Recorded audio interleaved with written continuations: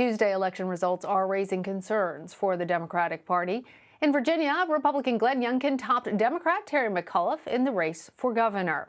And in New Jersey, a strong Republican showing came as a surprise in the gubernatorial race between Democratic incumbent Phil Murphy and GOP challenger Jack Ciattarelli.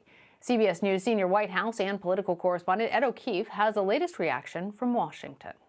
Big warning signs tonight for Democrats as the upset in Virginia and tighter than expected results in New Jersey put President Biden's agenda and Democratic control of Congress in jeopardy. Mr. Biden said voters sent a message. The people want us to get things done. People are upset and uncertain about a lot of things. That was clear. Republican Glenn Youngkin's victory over Democrat Terry McAuliffe in Virginia, a state the president had won by 10 points a year ago. Voters showed they were unhappy with the direction of the country and inaction in Washington.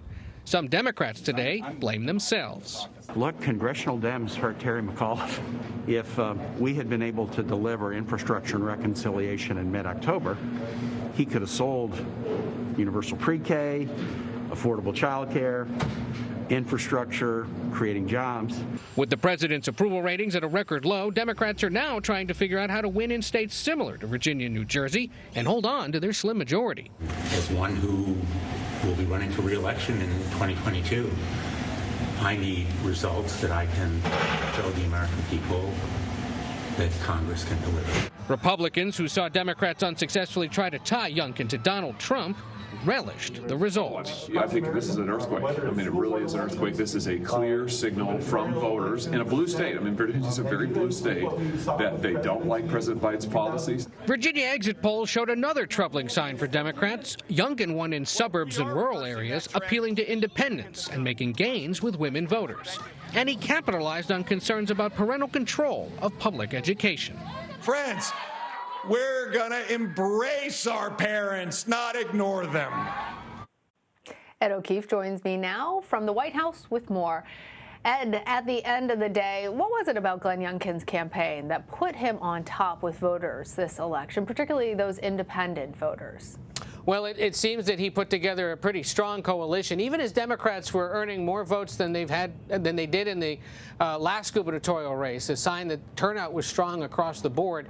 Youngkin was able to draw more support from independent voters, from women, from minorities, from younger voters, and brought out the Republican base, all while talking about issues, bread and butter issues of concern in the state, the economy and jobs, and education, specifically parental control of education. Democrats say he was stoking cultural concerns in an attempt to sort of dog whistle some racist attacks on Democrats. But regardless, it worked because tapping into a state where there's been strong debate over schooling and how children should be taught, coupled with growing concern and opposition to the president's performance and what congressional Democrats have or have not been able to do.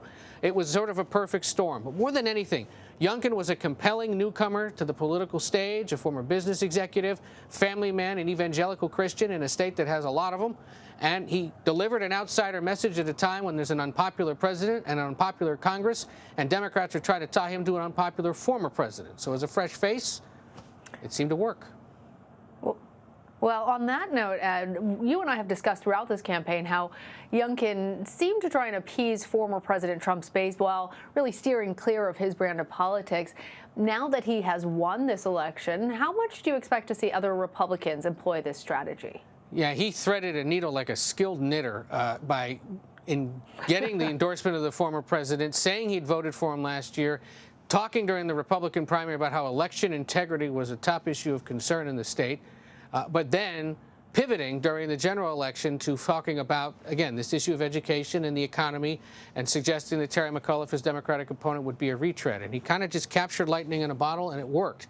And the general election coincided with a declining President Biden at a time when his party was struggling to get something done. And today, as you saw in our report, Virginia Democrats, congressional Democrats across the country conceded that a little action and a lot less conversation might have helped.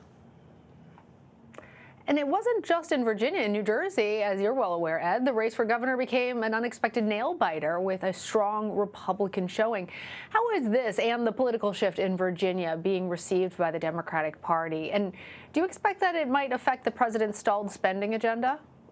Well, today he urged congressional Democrats to get to work on it, saying, get it to my desk, and saying that action would help struggling Americans who are confused and concerned about what's going on regarding the pandemic, the economic recovery, inflation, and other issues. And so I think what he's essentially saying to his party is get it over with already, start passing these bills, then let's go out and sell them over the next year and convince voters that we've done a lot for them, we're trying to help, and that we can do much more.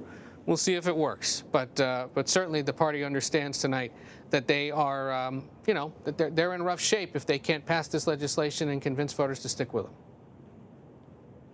Okay, and time for a little bit of reading of the tea leaves. The last time a Republican won the governor's race in Virginia, Democrats lost 63 seats in the House and 6 in the Senate the year after. Obviously, past performance, not necessarily predictive of what's going to happen next, but do you think that it's possible for Democrats to avoid a red wave a year from now, or is this really a harbinger of things to come? I'm a reporter, not a forecaster, but I think, you know. Right. But this is the time in the show where we try and apply what we have seen in those trends to what might be happening as we look towards 2022. Yeah, I mean, look, most midterm elections for a president, a first-term president, are pretty bad, and their party loses seats, so it's perhaps no surprise. It may happen for House Democrats, especially because of the ongoing redistricting process in this country. Lines being redrawn in big states like Texas, Florida, even smaller ones like Iowa, and they're being redrawn by either Republican-led state legislators or commissions that are controlled by Republicans in a way that are going to box out some Democrats. We've seen a few retirements tied to that, or people forego running for office because they realize that the lines were going to be too difficult in the district in which they're in. So there's that fundamental structural issue for them. And then there's just, you know, that midterms often do become a referendum on the president at the time and the state of the country. If the economy's still in the, you know, look, the economy's climbing, we should point that out. But if inflation continues to be an issue into the farther reaches of 2022, if the president can't turn around his approval numbers and prove once again to voters that he is a competent manager who can get things done with his party, they're going to struggle. But if they can, you know, see a bit of a rebound, we're going to see yet another close election in this country, and we're going to continue to see close elections as long as this country remains so closely divided. All right, Keefe, thank you so much.